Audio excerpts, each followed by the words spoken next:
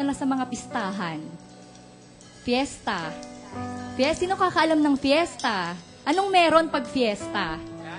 Kainan. Masaya, di ba? Nag-aawitan, nagsasayawan. Amen? Sa Panginoon, meron ding pista. Amen? Pagdiriwang natin ngayon yung pista ng kabutihan ng Panginoon. Amen? So, pag pista yan ng kabutihan ng Panginoon, kung dun nga sa ibang fiesta, masaya tayo, di ba? Nag-e-enjoy tayo. Ngayon pa kaya na ang ipagdiriwang natin ay ang pista ng kabutihan ng Diyos? Dapat ba tayong magsaya? Amen. So, pakita nga natin ang palakpak ng mga anak ng Diyos. Amen. Pwede mo pang kamayan yung katabi mo, sabihin mo, kapatid, mag-enjoy tayo sa pista ng kabutihan ng Panginoon. Amen.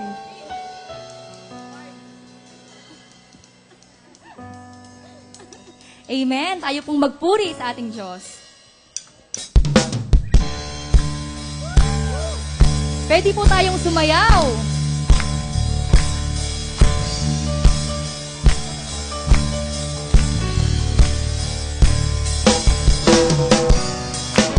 Salamat, O Diyos, sa iyong kabutihan.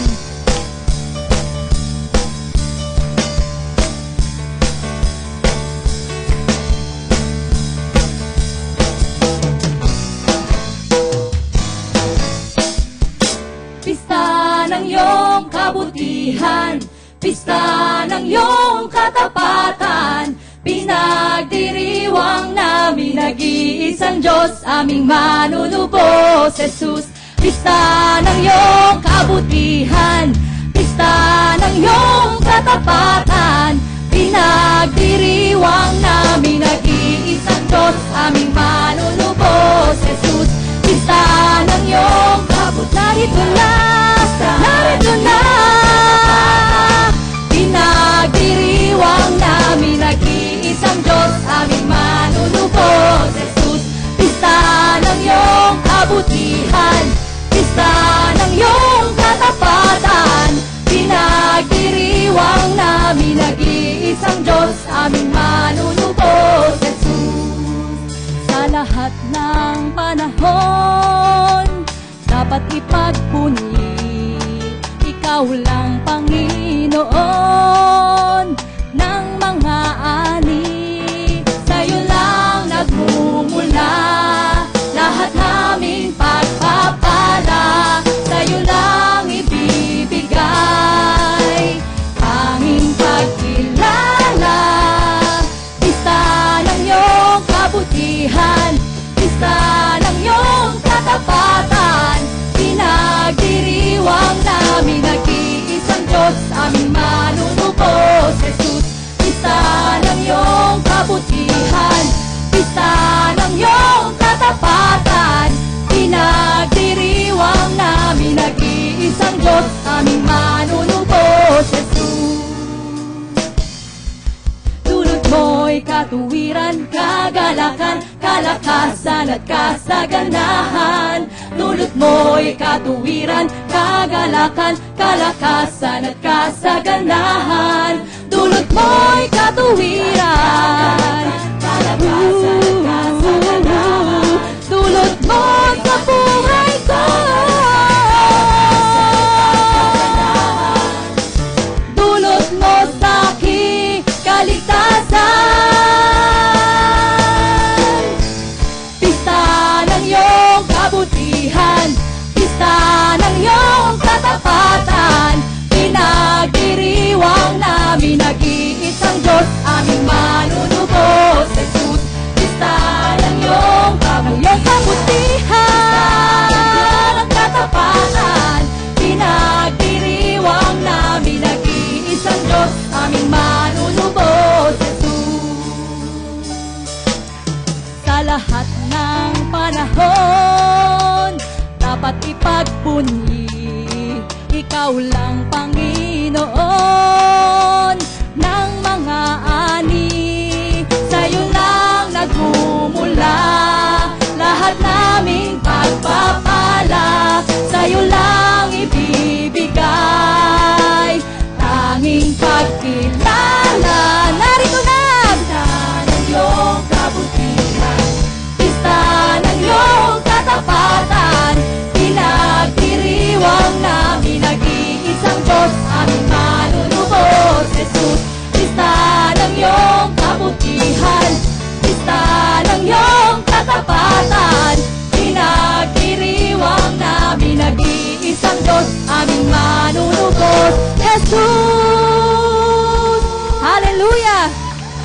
nang magdiwang!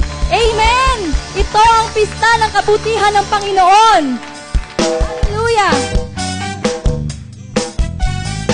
Sino ang hihigit pa sa Diyos? Wala nang ang iba. Amen?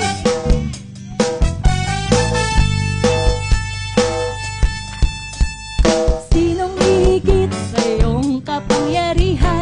Sinong papantay sa iyong kadakilaan? Sa buhay ko'y tunay na naranasan ang iyong katapatan. Wow! Sinong hihigit sa iyong kabutihan? Pagpapala mo sa akin, hindi ko na mabilang. Kaya't ako'y hindi mapipigilan. Magpurit, magdiwang. Lahat tayo'y magdiwang. Lahat tayo'y magdiwang. Si Jesus ay papurihan. Magdiwang, atin siyang awitan. Magdiwang, itaas kanyang pangalan. Magdiwang, buong puso't kalakasan. Atin siyang alayan, luwalhati kailanman. Sinong hihigit sa iyong kapangyarihan? Wala nang iba sa buhay ko. Ang iyong katapatan. Wow! Sinong hihigit sa iyong kabutihan? Para mo sa akin, hindi ko na mabilang. Kaya't ako'y hindi mapipigilan. Magpurit, magdiwang. Amen! Lahat tayo'y magdiwang. Si Jesus ay papurihan. Magdiwang, atin siyang awitan. Magdiwang, itaas kanyang pangalan.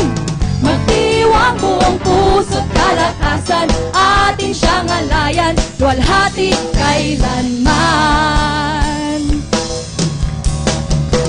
Magdiwang sa sayaw at sa tugtugan. Magdiwang sa awit at sigawan.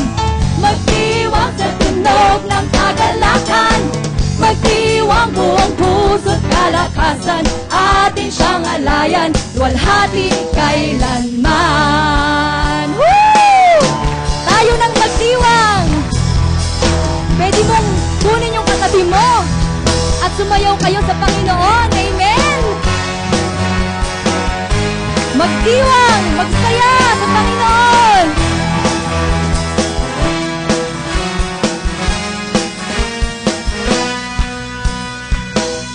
Lahat tayo'y magdiwang. Si Jesus ay papurihan. Diwang, atin siyang awitan. Magdiwang, itaas kanyang pangalan. Magdiwang, buong puso't kalakasan. Atin siyang alayan, luwalhati kailanman. Amen! Magdiwang sa sayaw at sa tugtugan. Magdiwang sa awit at sigawan. Magdiwang sa tunog ng kagalakan. Magdiwang, buong puso't kalakasan. Atin siyang alayan, luwalhati kailanman. Buong puso't kalakasan. Atin siyang alayan ng buong puso at kalakasan. Wow! Atin siyang alayan. Magdiwang! Amen! Hallelujah! Hallelujah! Hallelujah! Masarap magdiwang sa piling ng Panginoon. Amen! Hallelujah! Bigyan nga natin ng malakas na palakpak ang ating Panginoong Diyos. Tunay nga, Panginoon, Ikaw lang ang aming pupurihin, O God. Ikaw lamang, Panginoon, ang nararapat sa aming mataas na pagsamba, O God. Sa iyo ang lahat ng papuri.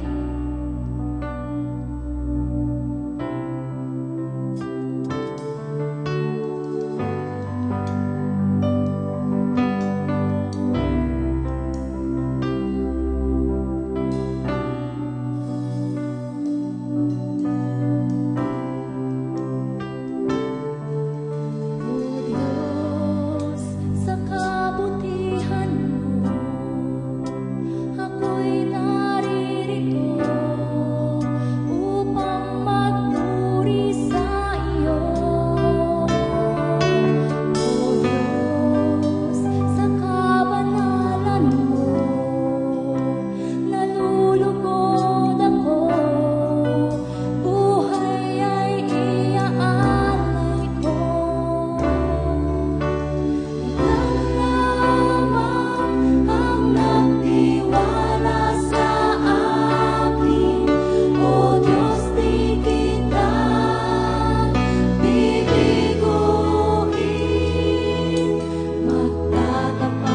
iyo.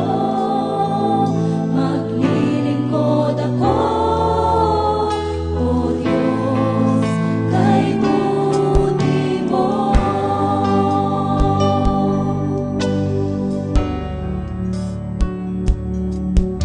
O Diyos, sa kabutihan mo, ako'y naririto upang magpuri sa iyo.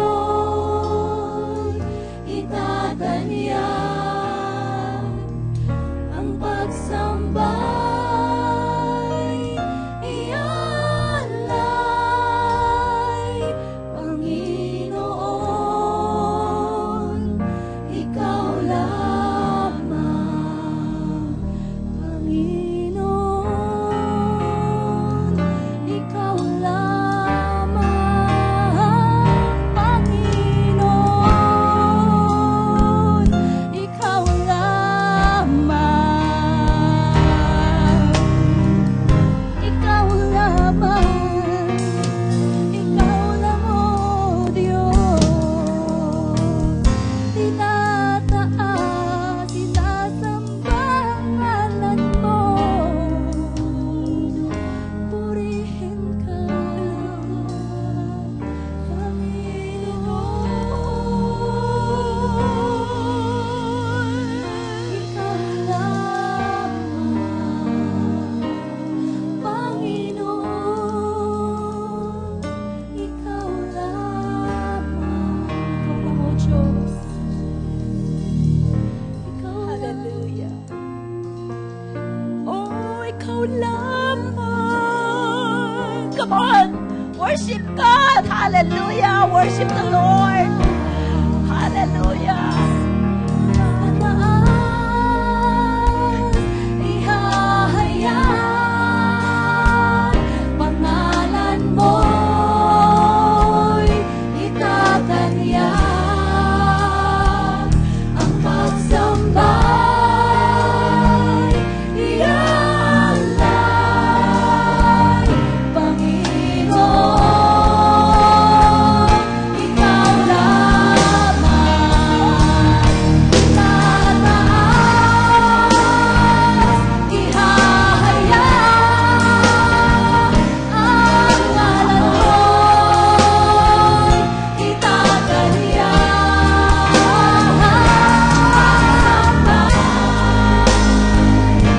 ialay, Panginoon,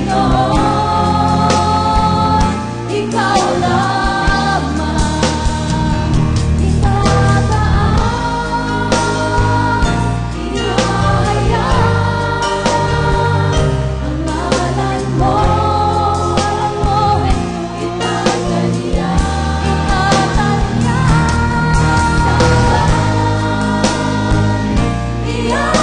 ialay, Panginoon, ikaw lamang. Itataas, ihahayag, ang ngalan mo'y itatanyag, ang pagsamba'y ialay, Panginoon, ikaw lamang. Itataas, ang ngalan mo'y kabutihan mo, ngalan mo'y itatanyag, ang pagsamba'y ialay, Panginoon, ikaw lamang. Panginoon, ikaw lamang. Hallelujah. Hallelujah. Hallelujah. Aming Diyos, maraming pong salamat sa iyo sapagkat narito ka sa kalagitnaan ng aming pagsamba. Salamat po, O Diyos. Salamat sa pagdating mo sa aming puso, sa aming buhay, sa aming iglesia. Salamat sa panawagan mo sa aming buhay. Napakaraming tao sa mundo, kami ang iyong pinili sapagkat ikaw ay nagtiwala sa amin. Salamat sa pagtitiwala mo, Panginoon, na ilagay sa aming puso ang iyong anak na si Jesus.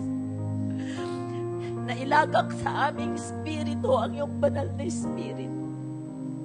Salamat po. Pinarangalan mo kami. Kaya sa oras na ito, kami ay nangangako, hindi ka namin bibiguin. Salamat sa pagkakataon, sa buhay, sa biyaya na ibinigay mo upang kami ay makasamba sa iyo, O God. Kami ay buhay, may tinig, nakakagawa ng himig upang ikaw ay aming itaas, itanyag, at ipamalita sa buong mundo. Salamat sa kabutihan mo sa aming buhay. Hindi man po perfect ang aming buhay, marami man kaming kakulangan, marami pa kaming pangangailangan, O Diyos. Katulad ng sinabi mo sa iyong mga anak kaninang umaga, worship defeats poverty.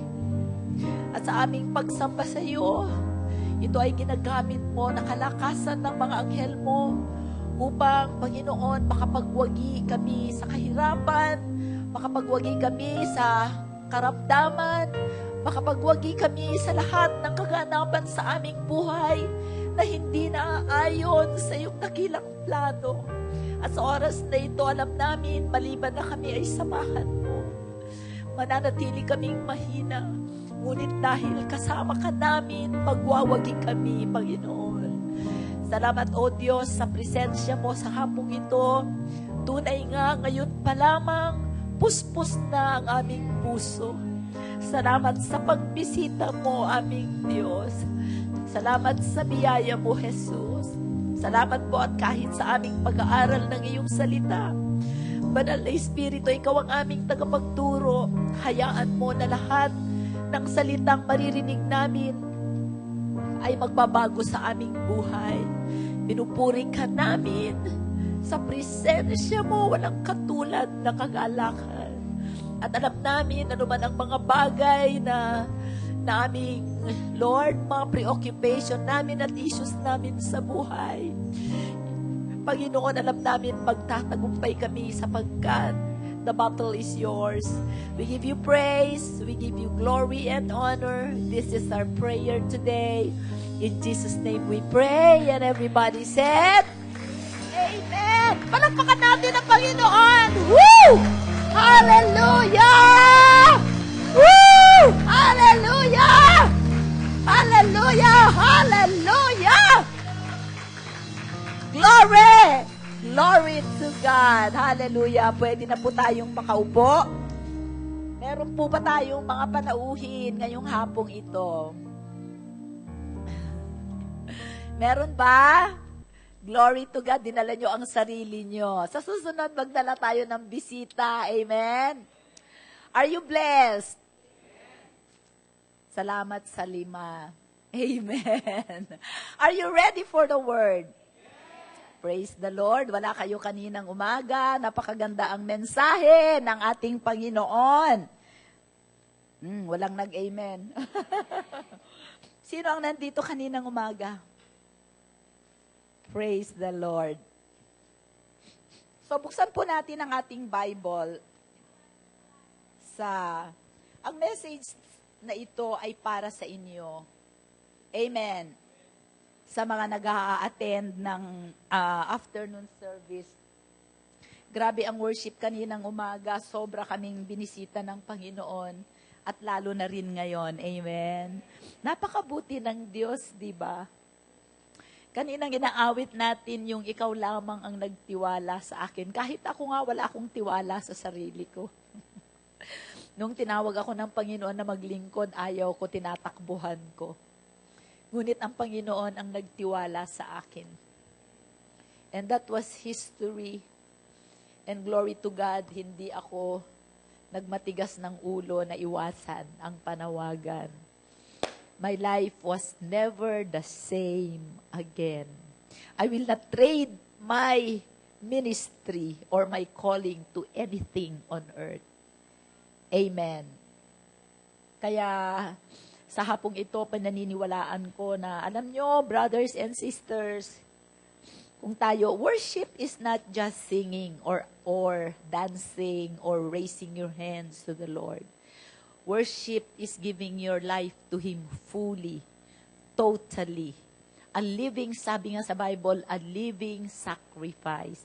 Noong unang panahon sa Old Testament, pagkasasamba ang mga anak ng Diyos, kailangan silang pumatay ng hayop at ilalagay as a burnt offering. Amen. At ang samyo ng taba ng baboy na iniihaw, yun ay napakagandang worship sa ating Panginoon. Amen. At kung ano yung hayop na pinatay mo, yun ay inilay hands mo muna. At yung kasalanan mo ay lumipat doon sa hayop. At imbes na ikaw ang patayin, yung hayop na yun ang pinatay. At yung hayop na yun ang inalay para ang samyo ay dumating sa Panginoon para ma-appease si God. Meaning to say, mawala ang kanyang galit sa iyo dahil sa kasalanan mo.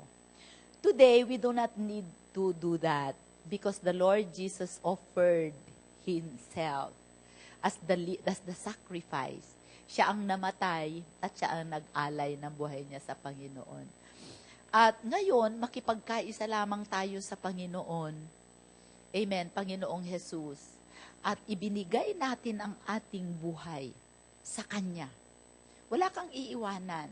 Hindi yung kasalanan mo na sikreto, hindi yung hilig mo, kundi ibibigay mo, iaalay mo in the altar of sacrifice.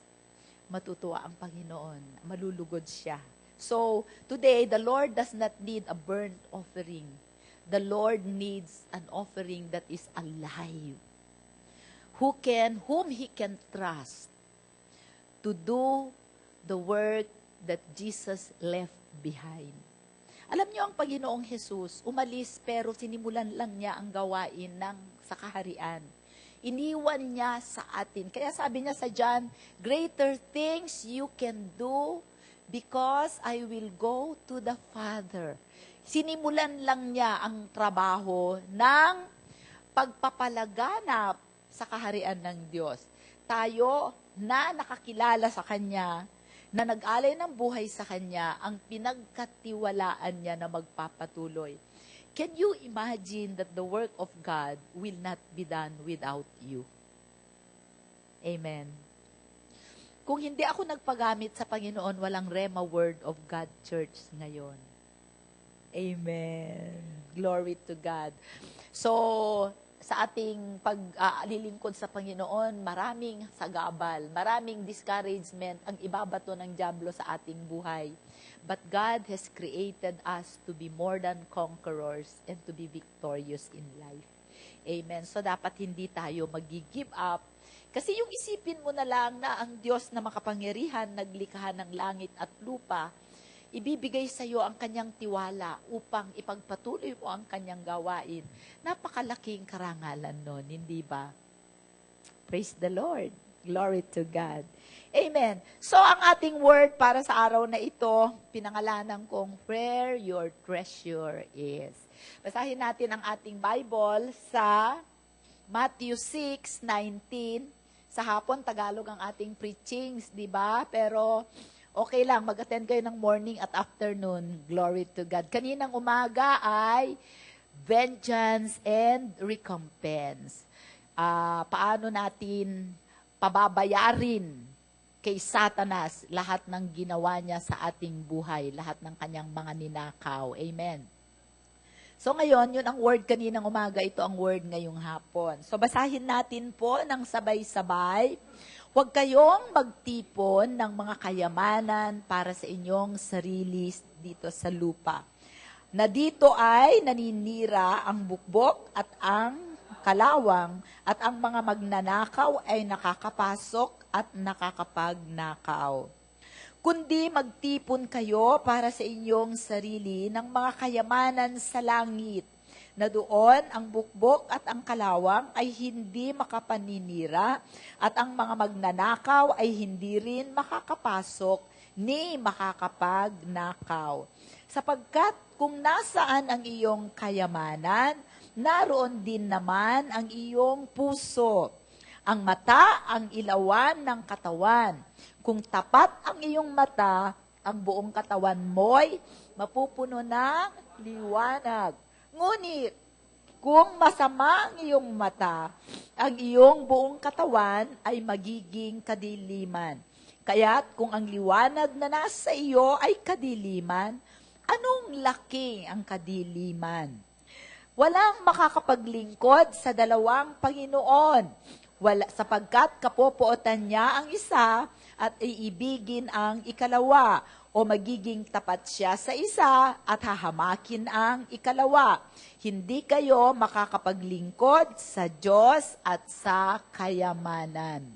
Kaya nga sinasabi ko sa inyo, verse 25, huwag kayong mabalisa sa inyong buhay kung ano ang inyong kakainin o kung ano ang inyong iinumin, kahit sa inyong katawan kung ano ang inyong isusuot.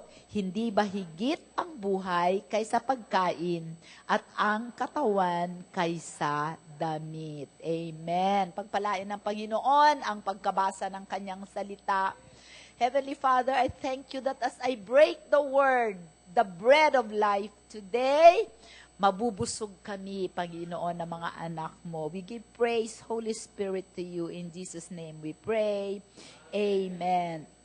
Maraming mga tao na ang puso ay wala sa Diyos. Hindi lamang mga tao, kundi mga Kristiyano. Amen. Makikita mo yan sa kanilang buhay. Okay? Karamihan ng mga Kristiyano na dito sa ating bansa, tinatawag nila tayong Christian nation, but in reality, kakaunti ang totoong Kristiyano. Amen. Ang meron lang tayo ay relihiyon. Nagkataon lang na tinawag tayong Kristiyano dahil nananampalataya tayo kay Jesus. Ngunit hindi lahat ng relihiyon na nagsasabing sila ay Kristiyano ay totoong Kristiyano. Yung pinanggalingan kong relihiyon, ang tawag sa kanila ay Iglesia ni Cristo, pero hindi ang Panginoon ang Diyos. Amen. Iba ang Diyos. At iba ang ipinaparangalan. Dahil ang Panginoong Jesus ay tao lang. Kung ang Panginoong Jesus ay tao lang, hindi siya pwedeng Diyos. Amen! Ang proof na ang Panginoong Jesus ay Diyos, ay siya ay bumangon na muli mula sa patay. Amen. So if you do not serve a resurrected Christ, you merely have a religion and there's no power in your life to change. Amen. Hindi ka pwedeng magbago sa kasalanan mo, sa masama mong ugali, kasi patay ang Diyos mo. Amen. Sabi po sa binasa natin, where your treasure is, there will your heart be also. Sa buhay na ito, maraming mga bagay na pinapahalagahan ang tao maliban sa Diyos. Makikita mo yan sa kanilang mga priorities. Pagka sinabing araw ng linggo, pagka may overtime, wala nang Panginoon. Pagkagising sa umaga, wala ring devotion, wala ring panalangin. Amen. Ang mga bagay na mahahalaga sa atin, kung ano ang bagay na mahalaga sa iyo, nandun ang puso mo. So for example, kung sa iyo mahalaga ang trabaho, nandun ang puso mo. Tama. Kung mahalaga sa iyo ang iyong asawa, kaysa sa Diyos, nandun ang puso mo. Kung mahalaga sa iyo ang iyong yung physical, maraming mga tao, ang mahalaga sa kanila yung kaning katawan nila. Yun ang Diyos nila. Hindi pwede silang hindi mag-jogging, mag-exercise, maglagay ng kung ano-ano dito, mga seremonya sa gabi, seremonya sa umaga. Amen. Kung titignan mo kung saan nakabalk yung oras nila, yung bulk ng time, ng oras nila, kung saan nila nagamit, doon ang kanilang mga puso. Sabi ng Panginoon, where your treasure is, there will your heart be also. Amen. Ngunit kung ang puso mo ay nasa Panginoon, walang laman ang puso mo, walang laman ang isip mo, kundi ang Panginoon. You don't have to stay in church whole day long. What you meditate in your heart, what you think, are only the thoughts and the words of God. Amen. Posible yan. Kaya sabi sa Bible, sa Ephesians 6:18, dati nung bago pa ako sa Panginoon, merong verse doon sa Ephesians 6:18, sabi niya, keep on praying in the Spirit at all times, in all kinds of prayer. Amen. Sabi ko, Lord, how can I be praying all the time? What's full to this end? We're praying always with all prayers sa NIV. Keep on praying in the Spirit at all times, in all kinds of prayer. Wala na akong panahon sa aking sarili. Di ba? Hindi. Because prayer, worship, the Lord when the Lord is in your heart, the attitude of your heart is inclined towards the Lord. Ano man ang gawin mo, ano man ang isipin mo, you cannot help but think about God. Amen. Gagawa ka ng desisyon, salita muna ng Panginoon ang iisipin mo. Magagalit ka bago ka pumutok ang galit mo, iisipin mo muna ang tuntunin ng Panginoon. Ganon ang ibig sabihin nun. Sabi niya, if your value is in money, then your heart is in money. If your value is in God, then your heart is in God. Money is not you. Sabi niya sa Bible, you cannot serve God and money. Alam nyo, hindi naman money ang ano ko, kapatid yung trabaho ko, mahal ko yung trabaho ko. Bakit mo mahal ang trabaho mo? Ano binibigay niyan? Money. Ano pa? Promotion. Ano pa? Pride. Amen. Amen ba? So, yon. Sabi niya, if your money, ang pinakamalaking ang tawag dito, karibal ng Panginoon sa tao ay ang pera. Correct? Why? Because money is not used to taking second place in the life of people. Maraming nagpapakamatay sa pera. Maraming ibinubuwis ang buhay sa pera. Maraming mga tao, they don't care about their family. Kahit mawasak-wasak ang pamilya nila, basta lang magkapera sila. Hindi baling pumunta sila kung saan-saang. Alam mo, meron kaming kasama sa Isabela, di ba, Sister Rebecca? Nung nag-aano ako doon, sabi ko, bakit kaya itong mamang to, nag-aalaga ng kanyang 2 anak na ang liliit? Habol siya ng habol sa church. Anong nangyari at siyang nag-aalaga? Naku, nag-abroad yung misis. Wala pang 1 taon, nag-asawa na ng iba ang misis. Sa lalaki, sa babae. Bakit? Ang reason nila para maghanap buhay para sa pamilya. Nandun pa lang sila sasandali. Wala na yung pamilya sa isip. Amen. Sapagkat money has a spirit. Tatandaan ninyo. That's why ang pag-utang ay espiritu.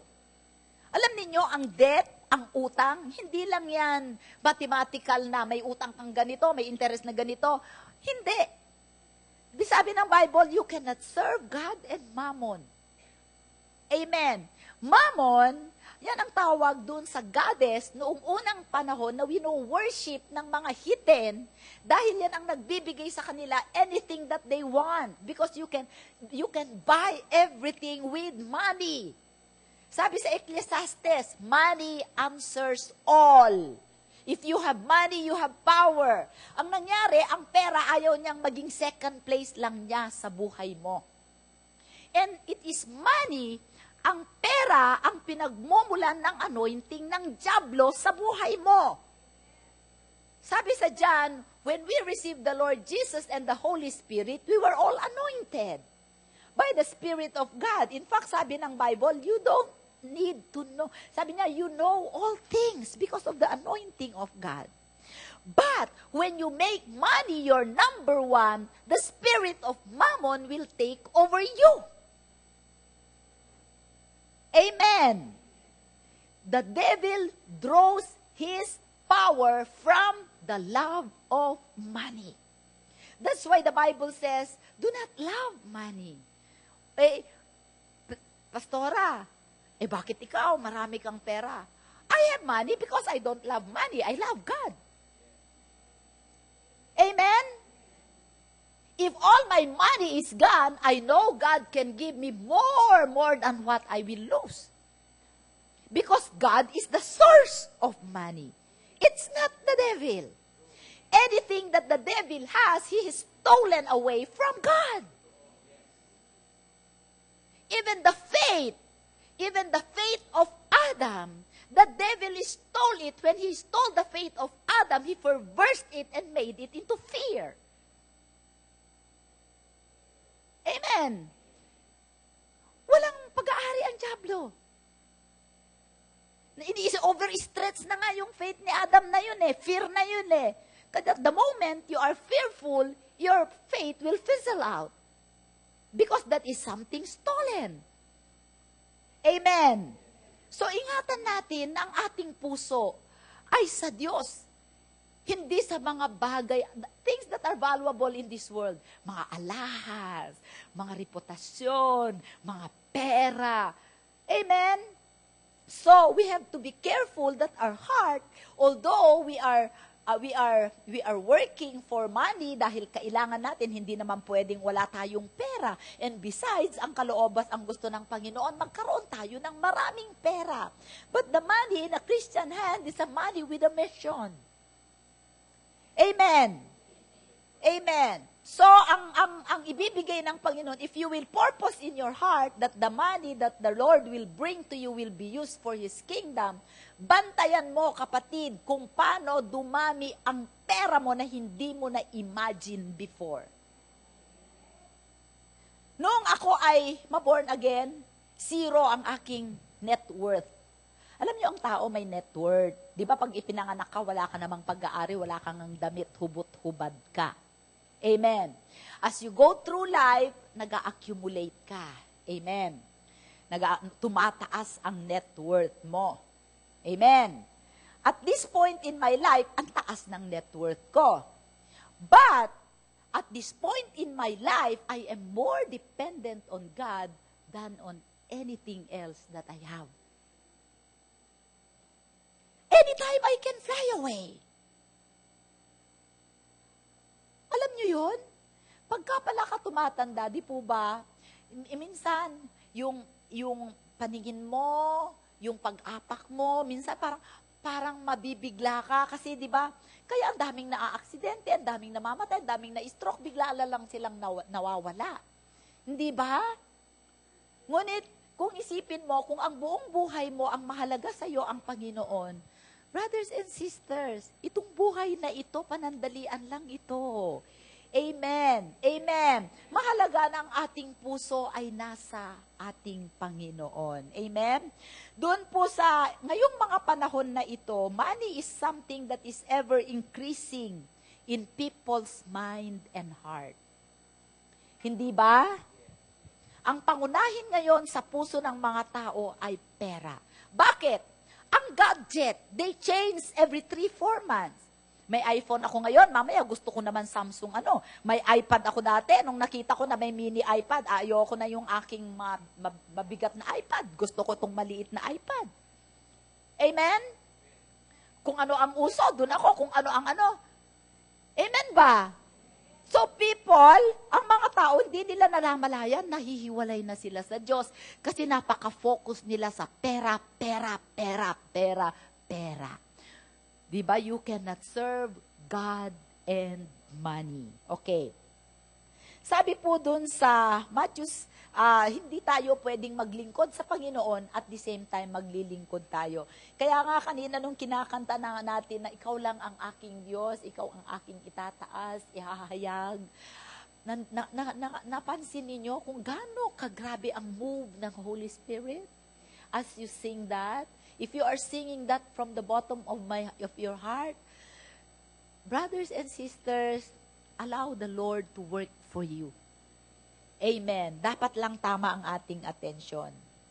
So, ang mga Kristiyano, hindi tayo nag-i-increase sa buhay natin kasi hindi tayo nag-i-increase ng pag-ibig sa Diyos at sa Kanyang gawain.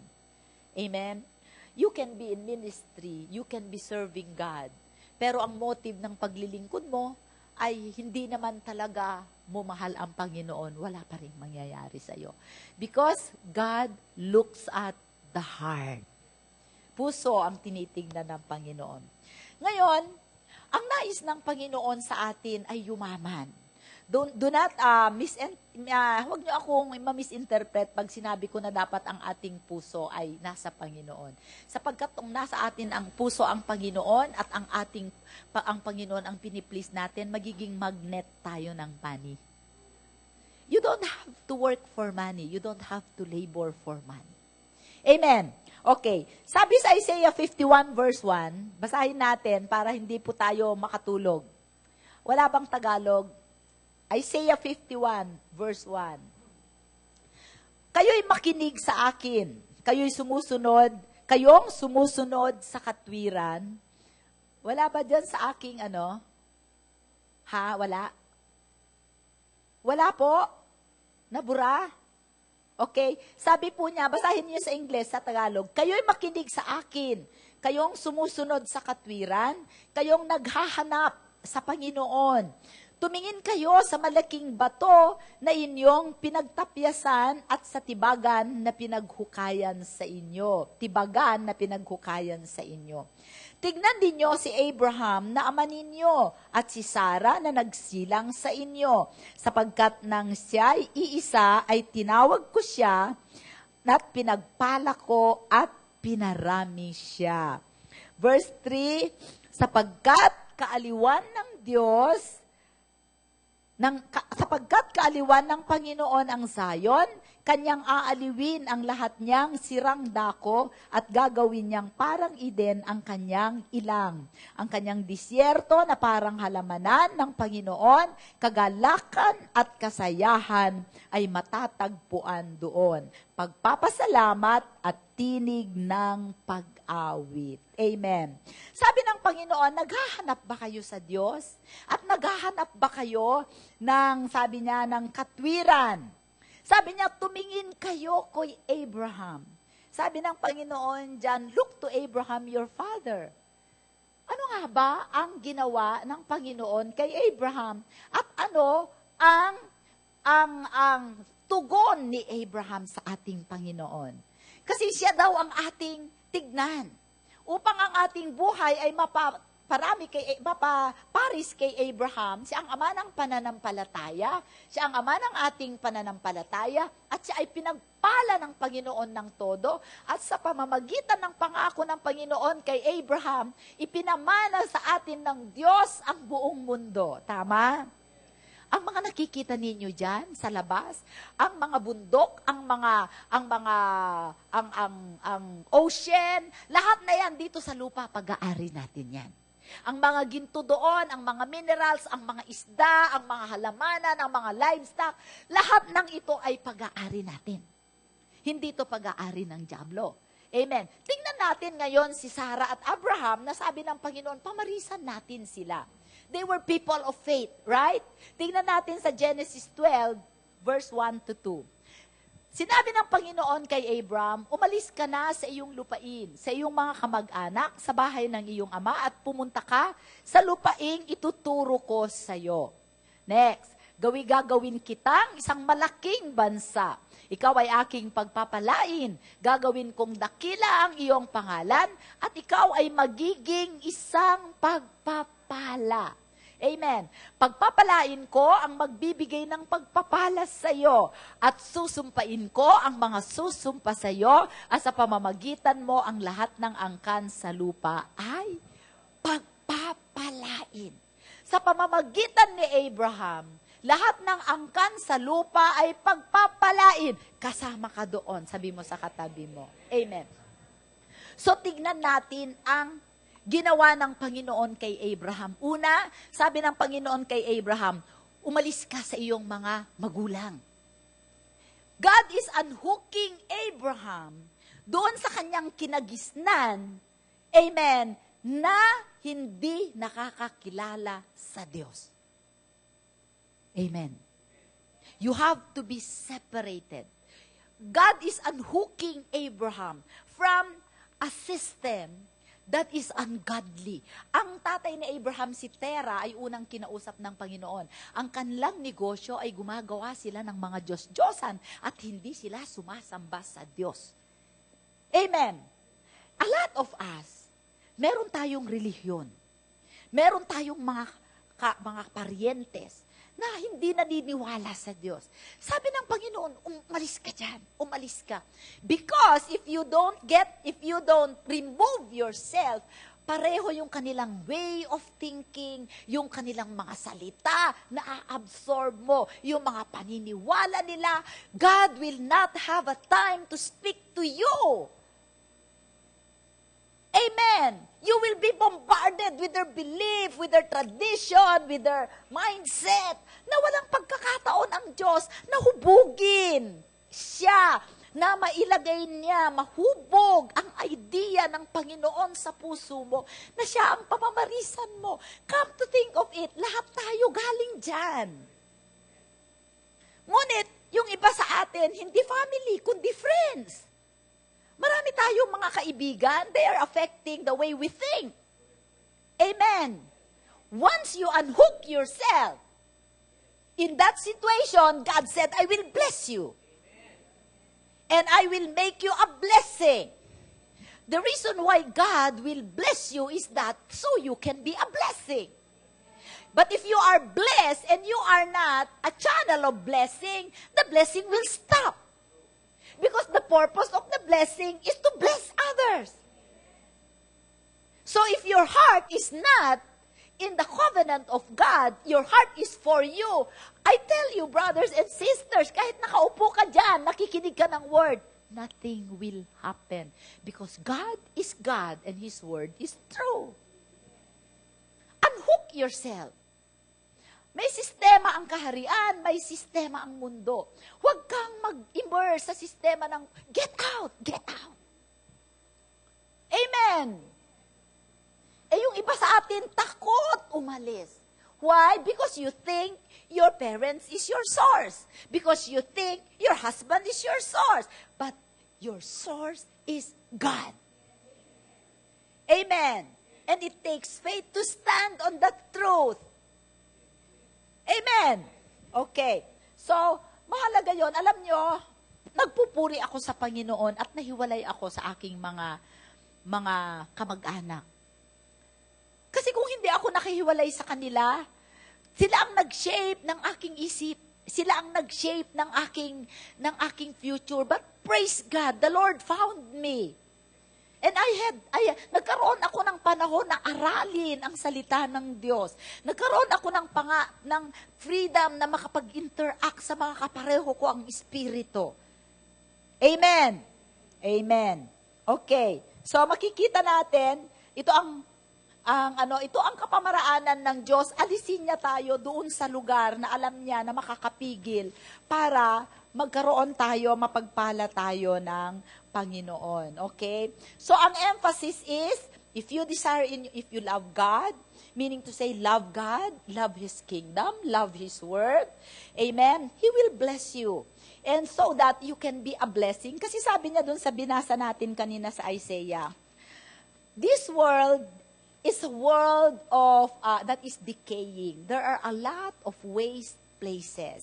Sabi sa Isaiah 53, sabi sa 52, tignan nyo si Abraham na ama ninyo. 52 nga uli, Isaiah 52. Sabi niya, look to Abraham your father and to Sarah who bore you, for I called him alone and blessed him and increased him. Okay? For the Lord will comfort Zion. He will comfort all her waste places. Zion in the Bible is the church. Amen. There are waste places in the church. Maraming lugar ng kahirapan. Ang church, marami tayong mga kapatid na hirap. Marami tayong mga kapatid na maraming issues sa buhay. Those are waste places. But God promised, if there is only one person who loves the Lord and who the Lord can bless, so that that person will be the one to restore the waste places. God will bless that. Amen. Kung magpapaalala na po ngayon, ina-announce natin sa GIP Eskwela, marami tayong mga kasamahan dito sa church, hindi maka-afford magpaaral ng anak. If you will purpose in your heart na makiisa sa foundation, na tumulong sa mga hindi nag-aaral, the Lord will bless you because now you have decided to be a blessing to somebody. Amen. Amen. Okay. Gusto ng Panginoon na ma-restore ang mga waste places para mabigyan ng aliw ang kanyang iglesia. Okay? Natuunawaan po ninyo ako. So, ang dahilan lang pala kung bakit tayo pagpapalain ng Panginoon ay kung mahal natin siya at ang kanyang gawain. Kung ang mahal natin ay iba, hindi tayo maaaring pagpapalain. Deuteronomy 8:18, lagi nating minimension ito every time na sinasabi natin na pagpapalain ng Diyos lahat ng gawain ng ating mga kamay. Diba? Sabi sa Bible, ito po ay word ni Lord sa mga Israelita bago sila pumasok sa Promised Land. Amen. Sabi niya, doon sa disyerto, kayo ay nabubuhay sa mana, ipapadala sa umaga, o kaya pugo, papadali ng Panginoon. Ngunit darating kayo sa lupang pangako. Doon sa lupang pangako, maninirahan kayo sa bahay na hindi ninyo ginawa. May mimitas kayo ng mga bunga ng kahoy na hindi ninyo itinanim. Aani kayo sa mga ubasan at sa mga wheat farm na hindi ninyo itinanim. That is favor. Diba? Ngunit, tapos pagdating ninyo dun sa lupang pangako na yon, sabi ni Lord, yayaman kayo. Sapagkat kayo ay mga pinagpalang lahi. Alam ba ninyo that you are already blessed? You are blessed. Pinagpala tayong lahat dahil kay Abraham. Dahil sa bini ni Abraham, ang bini ni Abraham si Jesus. Di ba, your seed, will be blessed. Ang seed na yon ay si Jesus. At tayo, nung nakipagkaisa kay Jesus, tayo ay may pagpapala. And that blessing is a spiritual substance that gives us the power and ability to be successful in anything that you do. Amen. Kaya sabi niya dito sa Deuteronomy 8:18, bago sila lumabas, remember, God is unhooking them again, bringing them to up their wealthy place. God is bringing you to your wealthy place. Amen. Sabi niya, kundi alalahanin mo, sabi ng Panginoon, kung ikaw ay mayaman na, kung ikaw ay nagpapabondat na, kung ikaw ay marami ng pag-aari, sabi ng Panginoon sa kanila, kundi aalalahanin mo, basahin, ang Panginoon mong Diyos, sapagkat siya ang nagbigay sa iyo ng kapangyarihan. The word kapangyarihan is ability, power, kakayahan, influence, puhunan, anointing. Amen. To create wealth, na magkaroon ng kayamanan. Amen. Sabi mo, yayaman ako. Amen. Upang, bakit ka bibigyan ng kayamanan? Upang kanyang papagtibayin ang kanyang tipan na kanyang ipinangako sa iyong mga ninuno gaya ng mga araw na ito. Amen. At kapag nakalimutan mo ang Panginoon mong Diyos at ikaw ay sumunod sa iba ng Diyos, pera, ibang Diyos. Okay. At pag lingkuran mo sila at sinamba mo sila, ay aking tapat na binabalaan kayo sa araw na ito na kayo'y tiyak na malilipol. Amen. Sabi ng Panginoon, remember the Lord your God who has given you the ability, the anointing to create wealth in your hands. Sabi mo sa kamay mo, ikaw ay pinagpala ng Panginoon ng kakayahan, kapangyarihan, na lumikha ng yaman. Amen. Amen. Ngayon, sabi niya, bakit ka daw niya bibigyan ng kayamanan? Upang papagtibayin mo, to establish. Ibig sabihin is to continue the wealth that the Lord has begun in the life of Abraham. Ipagpapatuloy niya at patatatagin niya ang kanyang covenant. Sabi niya dito, the covenant, ang tipan na ginawa. Balikan natin ang tipan. Genesis 12:1-2. Pagka sinabi, so that I will establish my covenant with you. Amen. Ano yung covenant na yon? I will bless you. I will make your name great. You will be a blessing. Amen. Saan ang key doon? For as long as you are a blessing, you will be blessed. Kaya sa church, walang puro take. Walang puro taker. Give. Amen. When you give, you sow. Kailangan maunawaan natin ito kasi revelation will bring our prosperity. Nung ako ay nagkaroon ng revelation, nung ako ay nakakilala sa Panginoon, the Lord will give you revelation that will establish your life. That's why you need to come to church and listen to the word, because the word or the bread that we break, di ba? When we break the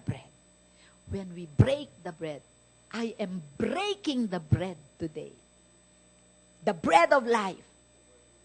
So I'm feeding you. And when you get a revelation from God, that will restore you. Because without revelation, you will not receive anything from God. Matthew 16 says, sabi ng Panginoon, and upon this rock of who the Lord Jesus is, that He is the Christ, I will build my church, and the gates of hell shall not prevail against it. If you have revelation on who God is, His ways and His work, hindi kayo matitinag. Amen? Kaya huwag kayong makontento na nakinig kayo ng word, wala kayong revelation. The first revelation I got from the Lord is He is my healer. Yun ang unang kapahayagan ko sa Diyos. Kasi napagaling ako sa sakit eh. Amen? Na-experience ko. So, dahil doon nagkaroon ako ng kapahayagan, walang sakit na papatay sa akin ngayon. Because I have been given a revelation that God is my healer. Pangalawang revelation ko, sowing and reaping. The more I sow, the more I reap. The bigger I sow, the bigger I harvest. The more frequent I sow, non-stop ang aking harvest. Amen. That's why I have uninterrupted harvest today. It's not stopping, and it will not stop because I kept on sowing, and sowing, and sowing, and sowing. Amen. I don't stop sowing. I don't regard the climate. Yung mga magsasaka, they regard the wind and the rain. I don't regard that. If I have money or I don't have money, I sow. Amen. Because I'm sowing in the Spirit, and the Spirit is timeless. And the Spirit, anything you sow in the Spirit is incorruptible. Amen. You sow your money, you sow your talent, you sow your life, you sow your time. I sow. Amen. I sow wisdom. Alam niyo, brothers and sisters, if you have the mind of Christ, the Word of God, you will have the wisdom of God. If you will have the wisdom of God, you will solve problems that no one can solve. And when God will give you the solution to those problems, you will be rich because of those solutions. Look at Daniel. Look at Joseph. No one can interpret the visions, the dreams. Pero saan sila kumuha ng interpretation? Revelation. Revelation. Amen. Kaya kung nandito ka sa church, tutulog-tulog, wala kang revelation. Pinagnakawan ka ng dyablo. The devil comes to and the devil comes to church. Yes! Yung mga napapakinggan yung niya kung sino ang kukuha niya, sinaswat niya yan. Amen. So, yung covenant is to establish my covenant. When we say establish, meaning to continue what God has already. Biruin mo, covenant child, covenant person si Abraham. God and Abraham had a covenant, the Abrahamic covenant, na doon tayo lahat naka-join. At yung sinimulan ng Panginoon na kayamanan sa buhay ni Abraham, blessed to be a blessing, itinutuloy-tuloy niya sa atin ngayon. But you have to be covenant-minded. And you cannot be covenant-minded if you don't treasure God. Nakukuha. Simpleng-simple, kapatid. Nakakaano nga mga young professional, yung mga, Pastora, ano bang sikreto ng pagyaman? Love the Lord your God with all your heart, with everything that you have. Amen. Is your treasure God? Is your treasure, yung mga bagay na mahahalaga sa buhay nyo ba, nasa Panginoon? Alam nyo, when I started in ministry, I gave up my husband. I gave up my children. I gave them to the Lord. Maraming mga pagkakataon na the devil will make me feel guilty na hindi ko naaasikaso si Brother Ton. Maraming mga pagkakataon na hindi ko naaasikaso ang mga anak ko.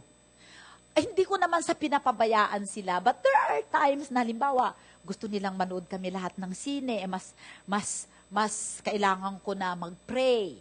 May mga pagkakataon na, halimbawa, gusto nila sabay-sabay kami na alam mo yun, may mga bagay kasi na pwede mong i-compromise May mga bagay na importante na alam mo dapat nandyan ka. Tama? And one day, I was feeling so guilty na naaawa naman ako kay bossing. And then, sabi ng Lord sa akin, sabi ng Panginoon, Lord, sabi ko, naunawaan kaya ako ng asawa ko. Sabi ng Panginoon sa akin, I am able to make it up for you. Umiyak ako. I will make up for you, sabi ni Lord. And then sabi ng Panginoon, Lord, sabi ko, tapos sabi kong ganon, Lord, hindi pa siya masyadong malago, baka hindi niya ako maunawaan. Alam mo, sabi ng Panginoon, I know Him, He already offered you to the altar of sacrifice. Nangusap ang Panginoon sa kanya, ibinigay na ako ni Brother Ton na offering sa altar. Alam nyo, alam ito ni na Rebecca na makasama ko sa bahay. Si Bossing ang namamalengke. Si Bossing ang nag-grocery. Si Bossing ang nagluluto. Si Bossing lahat. Pag ako ay nag-aaral ng salita ng Lord, undisturbed ako, nagagalit siya na ako ay inaabala. Why? Because He has already offered me to the altar of sacrifice. Look at my children. They are all serving the Lord. Amen. Why? Because our treasure is God. He is our treasure. Amen. Pag nandun na kayo, dumating na kayo sa level na ang pinakamahalaga sa lahat ng bagay, Panginoon at gawain ng Panginoon, I challenge you, you will see your money, your property, everything that you have grow. Where is your treasure? Then, alam nyo, minsan hindi lahat ng Panginoon ng tinawag, natawag nila ang mga anak nila na maglingkod. Maraming mga lingkod ng Diyos, ang mga anak nila hindi naglilingkod. But I praise the Lord. Nung nag-decide ako na ang Panginoon paglilingkuran ko, sumunod ang asawa ko, sinundan ako ng mga anak ko. That is a faith that is seen. They saw by faith and they walk with it. Amen. Alam niyo, mahalaga ingatan natin ang ating mga puso. Hindi natin pwedeng sabihin na mahal ko ang Panginoon but something is happening in your life. You cannot say that you love God but you don't want to serve. You cannot say that you love God and you don't want to help in the ministry. You cannot say that you love God and you don't win soul for the Lord. You cannot say that you love God and yet you have hidden sins. You cannot say that you love God but you love your unbeliever boyfriend or girlfriend. That is a lie. Amen. Kung hindi kayo komportable na nakakapakinig ng ganyan sa Rema, you can go to other churches. But I bet you the blessing is here. Amen. Amen. Sabi po niya doon sa Matthew 6:23, ang mata ay ilawan ng katawan. Kung tapat ang iyong mata, ang iyong buong katawan ay mapupuno ng liwanag. Amen. At ngunit kung masama ang iyong mata, ang iyong buong katawan ay magiging kadiliman. Kaya't kung ang liwanag na sa iyo ay kadiliman, laki ang laki ng kadiliman nito. That means that the eye, this is not only the physical eye, but your heart. Your spiritual, your heart, your spiritual vision is in your heart. If your motive is right, then you will be full of light. Alam mo kung bakit sa church, pare-pareho naman ang nagpipreach. Pare-pareho naman nakakarinig. Bakit ang iba may revelation, ang iba wala? Because of their heart. They are here for a different purpose or motive. That's why you will remain to be in darkness. Kaya ba ako nasa church dahil gusto kong nag-expect ako na makarinig sa Panginoon ng direksyon sa buhay ko? Dahil nag-expect ako na makapangusap ang Diyos sa akin? Nandun ba ako para ibigay ang aking pagsamba? Alam niyo, wala tayong ibibigay sa Panginoon na hindi nanggaling sa Kanya. But there is something that we can give Him that will so bless His heart when we worship Him with all that we have. Because God cannot force you to worship Him. But when you willingly worship Him, katulad ng pag-worship natin kanina, God will be so pleased. Alam niyo, pag nakikita ko si Brother Ton na sobra siyang natutuwa sa mga apo niya at mga anak niya, ibibigay niya lahat kahit hindi mo hinihingi. You don't have to pray. God will just give it to you when He is so blessed with your worship. Amen. Ang mga anghel nilikha ng Panginoon to worship. Amen? They worship, they give an excellent worship. But the moment na mag-worship ka with all your heart, kahit ikaw ang pinakasintunado sa buong mundo, titigil lahat ang mga anghel sapagkat ang Panginoon ay nalulugod sa pagpupuri mo. Why? Because He created man to have a will. You can choose to worship, you can choose not to worship. But when you choose to worship, God is so pleased. Amen. He will make your heart so clear. He will give you a very clear vision of His purpose in your life, of your calling, of your future. The Holy Spirit will direct you what business to invest in, where to live, where to go, kung sino ang mapapangasawa mo because of the light that is in you, because of a pure, undefiled heart. Because your treasure is God. Amen! So, tingnan natin. Okay? Nakakaunawaan po niyo ako. Sa Matthew 25, verse 14, mahalaga, ang ating puso ay naiingatan natin. Hindi yung, ay, kaya ako nandun kasi gusto kong mag-apply sa Sagip Eskwela. No. Kung ikaw ay truly nasa Panginoon, later on, ikaw nang nagbibigay sa Sagip Eskwela. Amen. Matthew 25, verse 14, sapagkat tulad ng isang tao na naglalakbay, tinawag niya ang kanyang sariling mga alipin at ipinagkatiwala sa kanila ang kanilang mga ari-arian. Amen. At isa ay binigyan niya ng 5 talento, ang isa ay 2, at ang isa ay 1. Sa bawat isa ayon sa kanyang kakayahan. Pagkatapos ay humayo na siya sa paglalakbay. Sabi ng iba, bakit iba-iba ang ibinigay ni Lord? May favoritism ba siya? Oh, okay. Pero dito ay sinabi niya, according to your ability. Amen. And the ability is not according to your skill, but your ability is hinged on your obedience. Halimbawa, binigyan ako ng Panginoon ng 1,000,000. Sabi niya sa akin, magbigay ka sa church ng 100,000. Eh Lord, binigay mo na to sa akin eh. Ayoko nga, sayang, mag-invest pa ako sa ganito. Hindi ka bibigyan ng Panginoon ng madami. Kasi steward ka lang. Ipinamahala lang sa'yo. Sabi na pa, magbigay ka ng 200,000 sa church. I would gladly do it because I know He can give me more. Amen. It depends on your ability to give. Amen. Okay. And then sabi niya sa 2016, ang tumanggap ng 5 talento ay umalis kaagad at ipinangalakal niya ang mga iyon at nakinabang siya ng 5 pang talento. Gayon din, ang tumanggap ng 2 ay nakinabang pa ng 2. 100-fold, ay 100 ang increase. Subalit ang tumanggap ng isa ay umalis at humukay sa lupa at itinago ang salapi ng kanyang Panginoon. Pagkalibas ng mahabang panahon, basahin nyo, pagkalibas ng mahabang panahon, dumating ang Panginoon ng mga aliping iyon at nakipag-ayos sa kanila.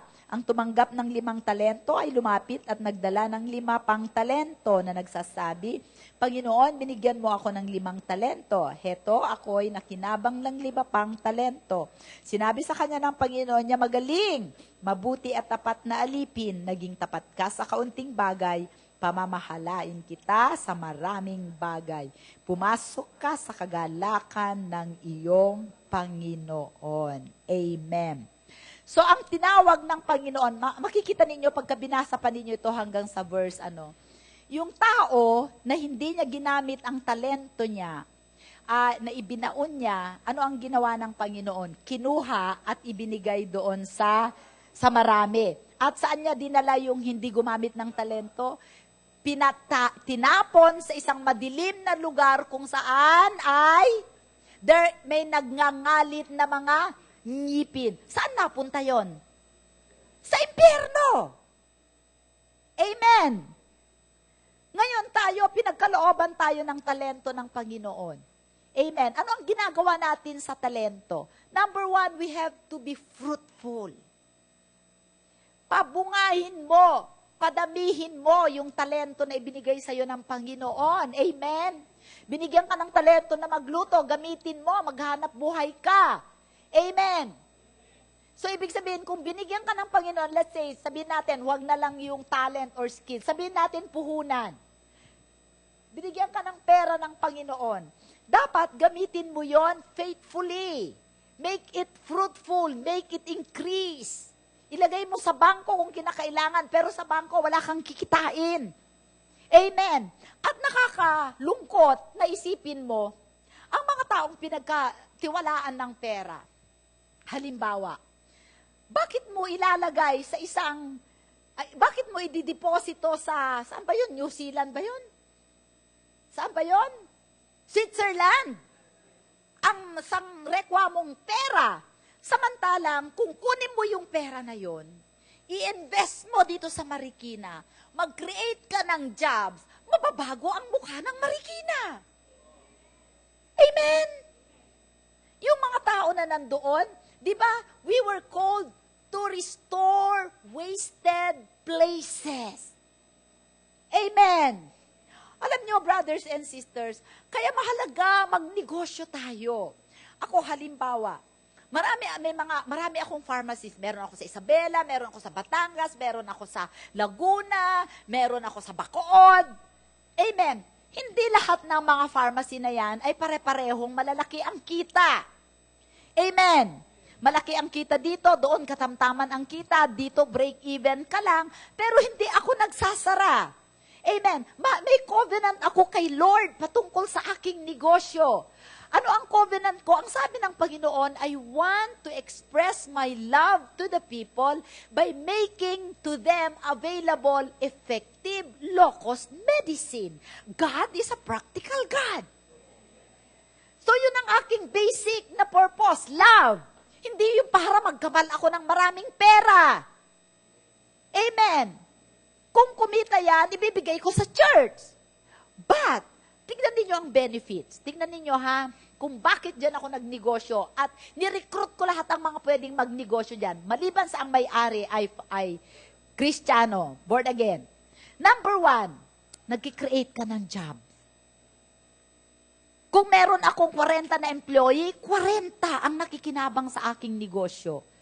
Amen. Ilang milyon ang accessible sa mga murang gamot na sigurado ka na hindi fake. Amen. Nakakabayad ako ng tax doon sa lugar na yon. Nagka-create ako ng job. Nakakapag-share ako ng gospel. Nakita mo, wala pa akong financial benefits, punong-puno na ang puso ko sa benefit. Bakit? Yun ang mandate ni Lord sa akin. Kaya pagka hindi kikita yung pharmacy na yan, hindi ko isasarap for as long as break-even yan. Kasi marami akong benefit other than monetary benefit. And God will make it up for me. Padadjakpatin niya ako isang araw. Katulad nung isang araw, may bumili ng worth 51,000 na gamot. Mag-o-operate, sa isang pharmacy ko, magme-medical mission. Amen? Ang Diyos ang nagpapadala ng customer. When you got born again, there is one big, mighty angel assigned to you to help you reach your destiny. But if you are on the side of God, He will work for you. But if you go to the other side, no way. We have to understand spiritual things. Brothers and sisters, hindi pera-pera lang. Kung ang mahal mo ay pera, your love of money, that is the power of the enemy over your life. Isipin mo na lang na ang pinagmumulan ng anointing at kapangyarihan ng dyablo is the love of money. You will not want to love money. You will love God. Amen. Oh, may natututunan kayo. Grabe, Panginoon, no? Okay, so, kailangan kung ano ay binigay sa atin ng Panginoon, ang pagpapala natin, we are obligated to share them. Okay, ipamahal. Alam nyo, si Peter Daniels, sino sa inyo nakakilala kay Peter Daniels? Si Peter Daniels is the wealthiest person in Australia. Okay? Nag-conduct siya dito dati, nag-attend kami ng kanyang business, nandun ka, Ray? Nag-attend kami sa COP, nag-conduct siya ng seminar on business. That time, bago pa lang na nagpapauso ang mga multi-level marketing. At syempre, dahil ang mga anak ko, aspiring mga businessman, ganun-ganon, gusto namin na we want to do business the Bible way, God's way. So, nagpunta siya sa COP. Si Peter Daniels, siya ay dyslexic. Walang, hindi siya masyado yung kanyang auditory at saka yung pagsasalita niya. He is an orphan. Namatay siya, tawag dito, siya ay dinala ng kanyang mga magulang sa orphanage. Doon siya lumaki. Okay? At sa katulad ng mga tao sa orphanage, naglolong siya ng mag-a-adapt sa kanya, pero walang nag-adapt sa kanya. Kasi una, dyslexic siya, hindi siya magandang bata. So, lumaki siya, and when he was of age, nakakilala siya sa Panginoon in one of the crusades. Tapos, ang ginawa niya, nagpunta siya sa sales, okay? Nagbenta siya ng mga lawanit, nagpunta siya sa mga places, naniniwala siya na ang blessing ng Panginoon nasa kanya. Yung mga lugar na pinupuntahan ng mga salesman, doon siya pumupunta. At yumaman siya ng yumaman. Amen. Ang tawag niya sa sarili niya, nakalagay doon sa kanyang sasakyan, I am the son of a king. Therefore, I have to think, I have to act like a king. Because my father is a king. Amen. At ang kanyang purpose sa buhay niya, sabi niya, tuwing pumupunta siya kahit saan, sa Amerika, sa Australia, all over the world, nagpunta siya sa Pilipinas, pagka nagkakaroon siya ng mga speaking engagement, hindi siya nagpapabayad.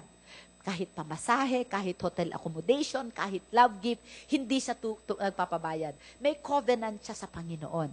Okay? Sa mga itinuturo niya kung paano ang tamang multi-level marketing strategy, paano ang paggagawing pagbebenta, paano ang pwede nating gawin mga Kristiyano para tayo ay yumaman sa pamamagitan ng sales. Ang kanyang purpose ay, I want to know how much money I can give to the kingdom before I die. Amen. Kung ganun ang puso mo, hindi ka pwedeng hindi payamanin ni Lord. At lahat ng negosyo niya sa Australia, meron siyang negosyo na parang kiwi, ganyan, meron siyang sapatos, meron siyang lawanit, lahat panay ang bigay niya sa gawain. Kasi ang purpose niya, nung ipinanganak ako, zero net worth ako. Wala akong value. Dyslexic ako, orphan ako. Ngunit bago ako mamatay, dahil sa ginawa ng Diyos sa buhay ko, nais kong malaman kung gaano karaming bilyon na pera ang maibibigay ko sa gawain ni Lord. He is old, He is alive, He is healthy, He's still kicking, He's traveling all over the world. Free. To build up the body of Christ. Kung ganun ang puso natin, pagpapalain tayo ni Lord. Amen?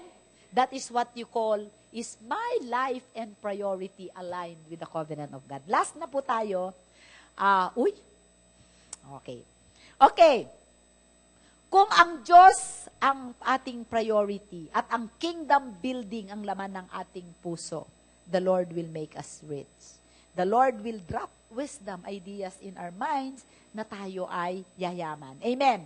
Luke 12:13, last na po. Luke 12 verse 13. Ito po ay isang parable. Sinabi sa kanya ng isa sa maraming tao. Sino? Kay Jesus. Merong lumapit sa kanya. Okay? Sinabi sa kanya ng isa sa maraming tao, Guro, sabihin mo sa aking kapatid na bahaginan ako ng mana. Wow, ito yung mga magkapatid nag-aaway sa mana. Okay.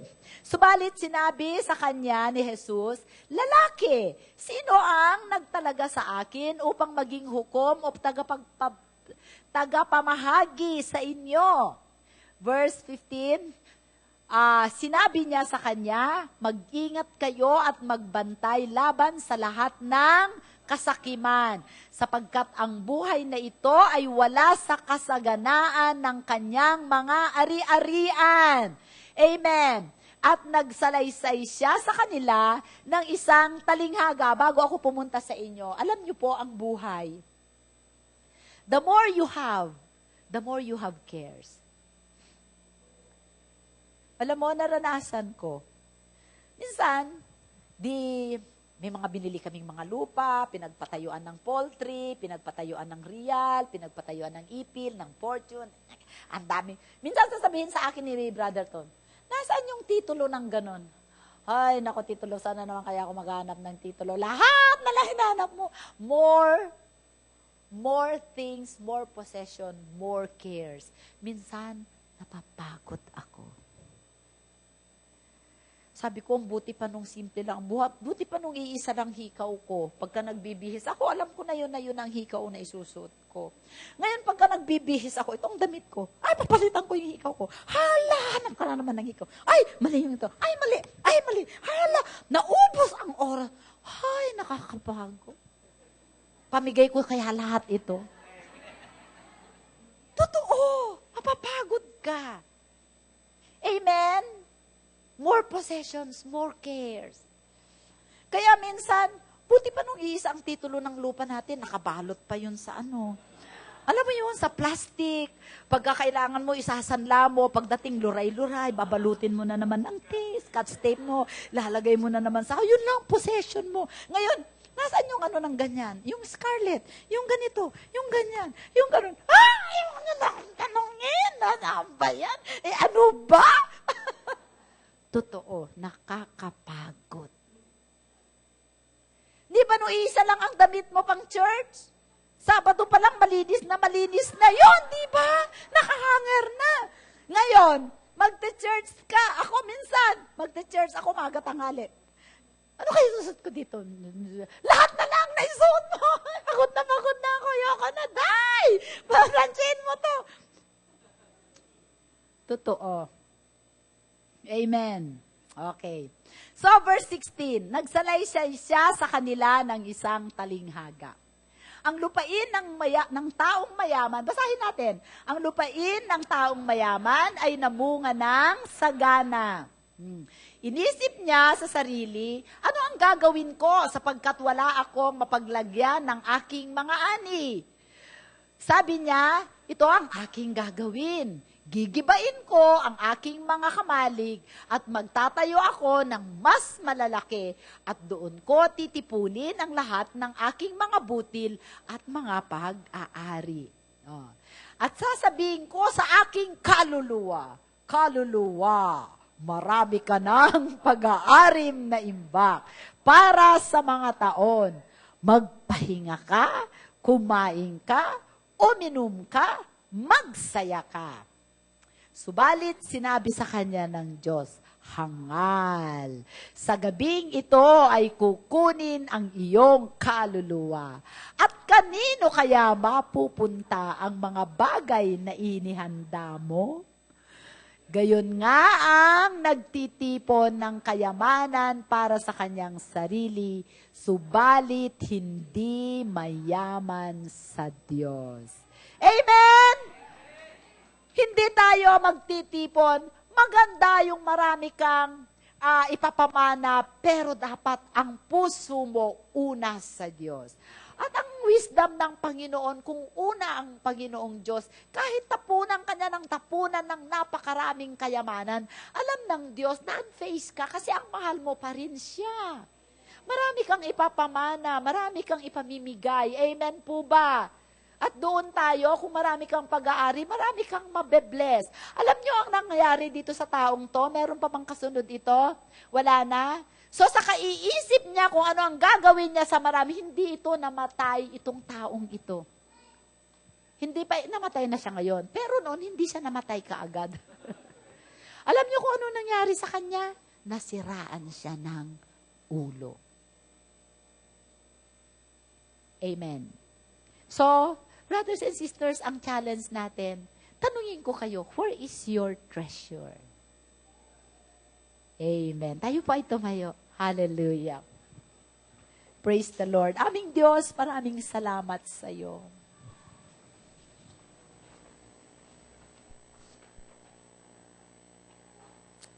Humihingi po kami, Panginoon, ng karunungan, nagmumula sa iyo. Minsan, mas madaling sabihin ng aming puso ay nasa iyo. Ngunit pagdating ng pangangailangan, O Diyos, kami ay natatalo ng aming nararamdaman at nakikita. Sa oras na ito, aming Ama, tinataas namin sa iyo ang aming mga puso. Come on, you just lift up your hearts to the Lord. Binibigay namin sa iyo ang aming mga puso, O Diyos.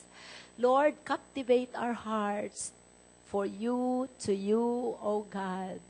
Alam namin, alam mo ang pangangailangan ng bawat isa sa atin. Bagamat, Panginoong Diyos, ayaw namin madaya ng kasinungalingan ng Diablo na kailangan unahin namin ang mundong ito. Lord, nais namin ikaw ang unahin sa aming buhay, sapagkat kung kami, Panginoon, inuuna ka namin, ikaw ang magbibigay ng revelation, kapahayagan, kapamaraanan, upang kami ay guminhawa sa aming mga buhay. At sa oras na ito, aming Ama, dalangin ko na tulungan mo kami, Banal na Espiritu, maingatan ang aming puso. Maraming salamat sa iyo sa oras na ito, Ama, ng aming patuloy kami na sumasamba sa iyo kahit sa aming pagbibigay sa hapong ito, O Diyos. Lord, dalangin ko na ang mga lahat ng ibibigay ng mga anak mo ngayon ay binhi, Panginoon, para sa kanilang negosyo, para sa magandang kinabukasan sa kanila at sa kanilang mga anak. Ang desire mo, Panginoon, ay maging pagpapala kami, Panginoon, sa iba. At Lord, hindi man kagaganon yon kung hindi mo kami pagpapalain. Paniniwalaan namin na sa hapong ito, pinagpala mo kami ng iyong salita. At pag ito'y aming ipinsinabuhay, magmamanifest ang blessings na yan, Ama. Salamat po sa iyo. Tanggapin mo ang aming mga puso. Ito ay para sa iyo lamang. Ito ang aming dalangin sa ngalan ni Jesus. Amen. Palakpakan natin ang Panginoon.